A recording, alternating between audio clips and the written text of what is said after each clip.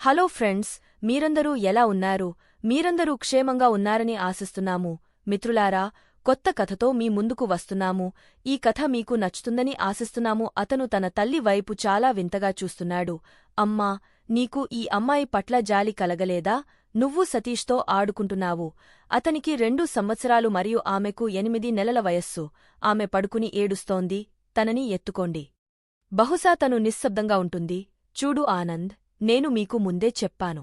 ఆ పిల్లని నా దగ్గరికి రానివ్వకు. తను రాగానే నాన్నని తినేసింది. పైగా రోజంతా ఏడుస్తూ ఉంటుంది. దీనివల్ల జీవితం నరకంగా మారింది. అమ్మా, ఏంటి మీరు చెప్పేది? ఆమె కేవలం 8 నెలల పాప. అది ఒక ప్రమాదం. ఈ అమాయకపు బిడ్డ యొక్క తప్పు ఏమిటి? మీరు ఎందుకు పగలు రాత్రు తనను తిడుతూ ఉన్నారు? చూడు ఆనంద్, తన మొహాన్ని కూడా చూడడం నాకు ఇష్టం లేదు. సరే అమ్మా, నాకేం అభ్యంతరం లేదా? తనని పట్టించుకోవద్దు. తన అన్నయ్య, నేను తనని పెంచుతాను. నేను మా నాన్నగారికి మాట ఇచ్చాను. కానీ ఒక విషయం గుర్తుంచుకోండి, మీరు ఆ పాపని మీ ప్రేమకు అర్హురాలిగా భావించే వరకు నేను మీతో మాట్లాడను. త్వరలో ఈ విమానం ల్యాండ్ కానుంది అనే మాటతో ఆనంద్ తన ఫ్లాష్ బ్యాక్ నుండి బయటికి వచ్చాడు. 30 సంవత్సరాలు తర్వాత తన తండ్రి బిజినెస్ను తన దేశంలోనే కాకుండా విదేశాల్లో కూడా విస్తరింపజేశాడు. ఆనంద్ కెనడాలో జరిగిన ఒక కాన్ఫరెన్స్ మీటింగ్కి వచ్చాడు. స్టైల్లో ఏ హీరోనైనా ఓడించగలడు. అతను పై నుండి క్రిందికి సూట్లు మరియు బూట్లను ధరించి, ఆపై తన కళ్లకు గాగుల్స్ ధరించి విమానం నుండి దిగుతున్నాడు. తనని ఏ అమ్మాయి చూసినా ఎవరైనా ప్రేమలో పడతారు. ఆనంద్ వెళుతున్నాడు. వెనక నుండి ఒక ఆమె పరిగెత్తుకుంటూ వచ్చి దూరం నుండి అరుస్తుంది. ఆనంద్, నేను ఇక్కడ ఉన్నాను. విను. ఆనంద్ ఆనంద్ ఆనంద్ కోపంతో పళ్ళు బిగించుకుంటూ వెనక్కి తిరిగి చూశాడు. అరెరే, ఈమె ఎక్కడి నుండి వచ్చింది? హే నేహా, నువ్వు ఎలా ఉన్నావు? నువ్వు కెనడాకి వస్తే నాకు తెలియకుండా ఉంటుందా? అత్తయ్య నాకు ముందే ఫోన్ చేసి చెప్పింది. నేహా ఆనంద్ మామ స్నేహితుడి కూతురు. ఆమె కెనడాలో ఉన్న ఆనంద్ మేనమామ వాళ్లతో ఉంటుంది. ఆనంద్ నోట్లో గొణుగుతూ చేయాల్సిన పని అమ్మ చేయదు. ఇలాంటి పనుల కోసం ఎన్నో కళ్ళు కంటుంది అని అనుకుంటాడు. పని కోసం ఇక్కడకు వచ్చాను.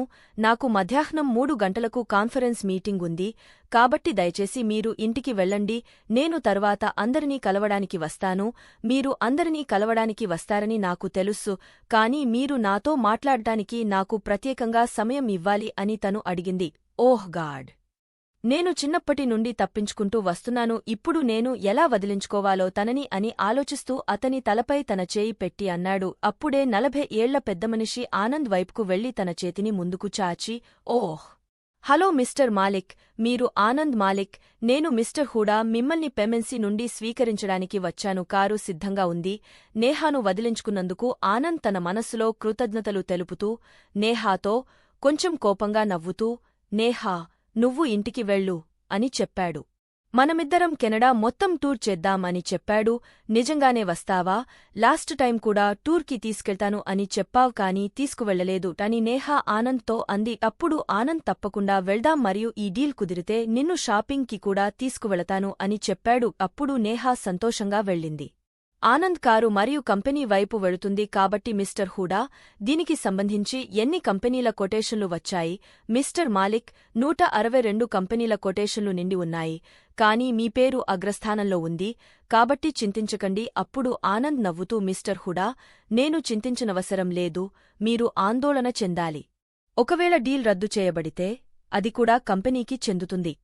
అది నాకు పట్టింపు లేదు. హూడా కాన్ఫరెన్స్ ఏ ఫ్లోర్లో ఉంది అని అడిగాడు. ఆనంద్ 13వ అంతస్తులో లిఫ్ట్కి వెళ్లిన వెంటనే లిఫ్ట్ బటన్ను నొక్కాడు. ఇద్దరూ లోపలికి వెళ్లారు. అది ఆగన వెంటనే ఒక అమ్మాయి దూరం నుండి అరుస్తుంది, లిఫ్ట్ ఆపండి.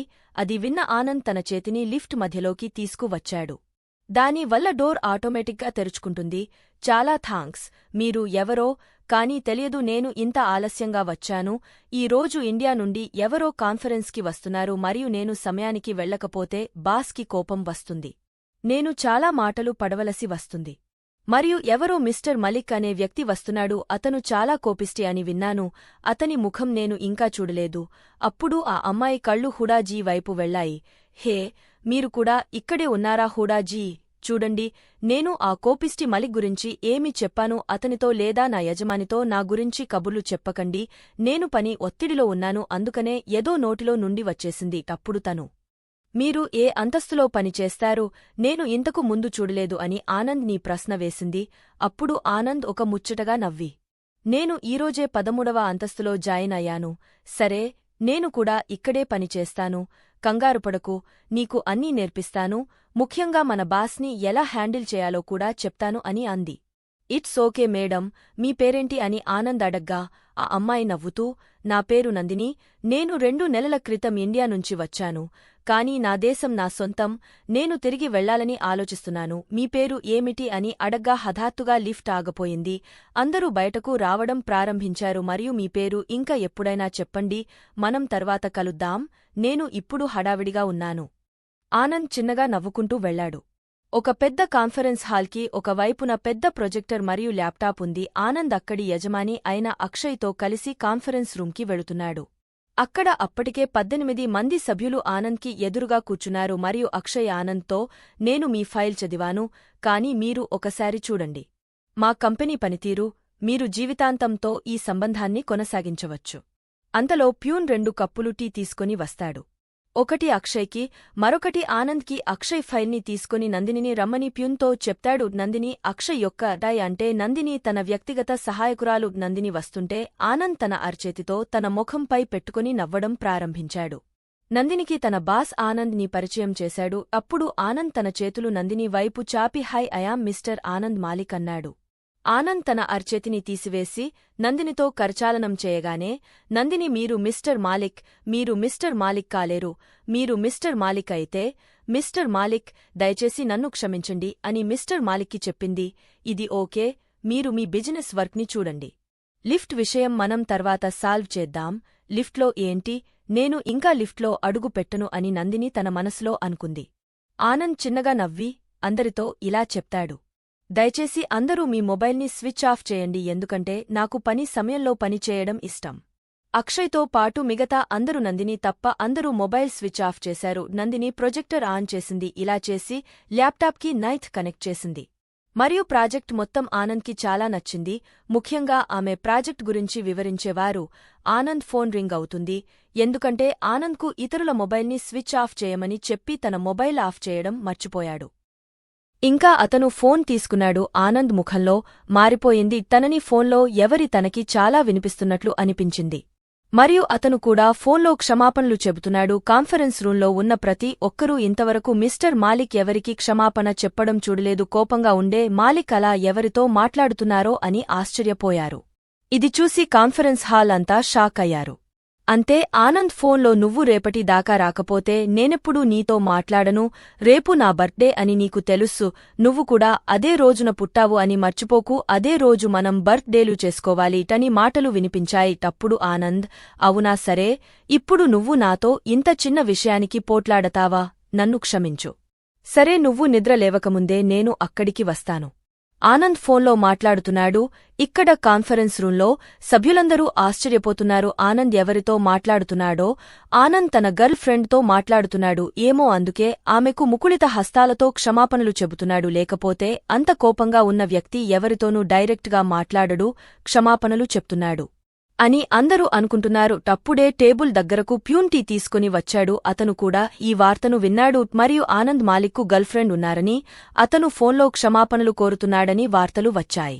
ఈ వార్త కూడా మీడియాకు చేరింది. మరియు ఆనంద్ మాలిక్ తన జీవిత భాగస్వామిని కనుగొన్నాడు. ఆనంద్ తన ఫోన్ను ఆఫ్ చేసి అందరి వైపు కోపంగా చూస్తున్నాడు. కోపంగా అన్నాడు, ఏంటి నా చెల్లెలు నుండి కాల్ వచ్చింది. ఆ మాటలు విని అందరూ తల దించుకున్నారు. గరిమా ఇండస్ట్రీస్ ఎన్సీ మరియు ఆర్గనైజేషన్లో విలీనం కాబోతోంది. ఆనంద్కి ఫోన్కి కాల్స్ రావడం ప్రారంభించాయి. అతను కూడా ముందు చాలా ప్రశ్నలు అడిగాడు. ఇది ఫేక్ న్యూస్, ఇది ఎలా వచ్చింది అంటూ. ఆనంద్ తన అన్న అయిన రాజ్కి ఫోన్ చేశాడు. అతనికి న్యూస్ ఛానల్ ఉంది. అప్పుడు అతను అన్నాడు, ఈ వార్తను నేను ఇంతకు ముందే చూపించి ఉంటే నా ఛానల్ థాట్ ఎంత పైకి వెళ్లేదో. అప్పుడు ఆనంద్, ఏం మాట్లాడుతున్నావు? నాకు గర్ల్ ఫ్రెండ్ ఎప్పుడు పుట్టింది? నాకు తెలియదు. రాజ్ నవ్వుతూ, నువ్వు పుట్టిన 2 సంవత్సరాల తర్వాత ఆమె పుట్టి ఉంటుంది. రాజ్ నవ్వుతూ భయంతో ఫోన్ పెట్టేశాడు. ఆనంద్కి కోపం 7వ ఆకాశానికి చేరుకుంది. వెంటనే డీలింగ్ పేపర్ను చించి అక్షయ్ నోటిపై విసిరాడు. అతను చెప్పాడు, నీ కింద ఉన్న పనివాళ్లని నీ కింద జాగ్రత్తగా ఉంచుకో, లేకపోతే నువ్వు ఎక్కడ ఉన్నావో అక్కడే ఉండిపోతావ్ అని. కోపంతో ఆనంద్ అక్కడి నుండి వెళ్ళిపోతాడు. అక్షయ్కి ఏమీ అర్థం కావడం లేదు. ఈ ఆనంద్ మాలిక్ నా కంపెనీ సభ్యులందరి ముందుకి నన్ను అనుమానించాడు అని అక్షయ్ మనస్సు ద్వేషంగా మారింది. ఆనంద్ కోసం మిస్టర్ హుడా అదే సమయంలో అక్కడికి వచ్చారు మరియు అదే సమయంలో మిస్టర్ హుడా అక్షయ్ చెవుల్లో ఏదో గుసగుసలాడారు. మీటింగ్ కూడా డిస్మిస్ అయింది. మరియు అక్షయ్ ముగ్గురు వ్యక్తులను తన ప్రైవేట్ క్యాబిన్కి పిలిచాడు. వారిలో ఒకరు ప్యూన్, మరొకరు ఈ వార్తను లీక్ చేసిన వ్యక్తి, ఇంకొకరు మరొకరు మీ తెలివైన ప్రియమైన నందిని. మిస్ నందిని, మీరు అమ్మాయి కాబట్టి మీ రాజీనామా లేఖ వీలైనంత త్వరగా నాకు తెచ్చి ఇవ్వండి. మరియు మీ ఇద్దరు ఫైర్. మరియు నందిని మిస్టర్ హుడా నందిని మరియు ఆనంద్ లిఫ్ట్లో జరిగిన విషయాల గురించి ఇదంతా జరిగిందని అనుకుంది. ఎలాగో నందినికి ఇక్కడ ఉండటం ఇష్టం లేదు.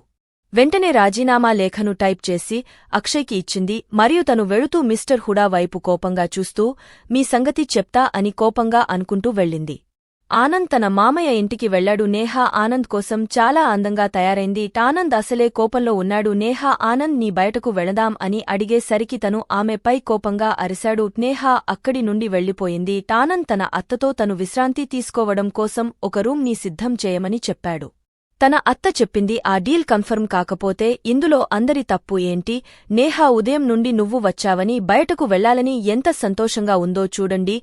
ఇప్పుడు తన ముఖం చూడు ఎలా మారిపోయిందో. ఆనంద్, మా అందరికీ తెలుసు నీకు కోపం ఎక్కువ, కాని నువ్వు కూడా అందరినీ అర్థం చేసుకోవడానికి ప్రయత్నం చేయాలి. కాని అత్తయ్య, మీరు నా నుండి ఏం ఆశిస్తున్నారు?